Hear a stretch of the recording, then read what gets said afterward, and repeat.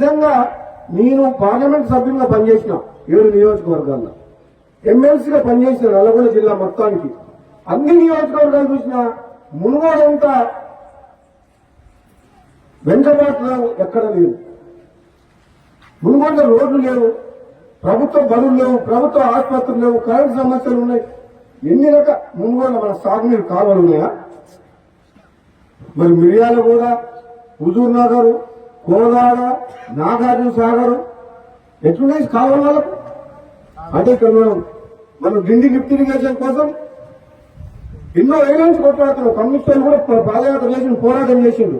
నేను మన ఎమ్మెల్యే అయిన తర్వాత అసెంబ్లీలో మాట్లాడి, ఉత్తమ్ కుమార్ రెడ్డి గారు మాట్లాడి డిండికి నీళ్లు తీసుకురావాలని 1200 కోట్లతో ఏదో రిజర్వాయర్ నుంచి 1200 కోట్లతో సొరంగ మార్గం టెండర్లు పిలిపించినాం. మన శివనగూడెం రిజర్వాయర్ కంప్లీట్ అయితే ఈ మునుగోడు ప్రాంతం మొత్తం డిండి లిఫ్ట్ నుంచి 2 లక్షల ఎకరాల సాగునీరు వస్తుంది.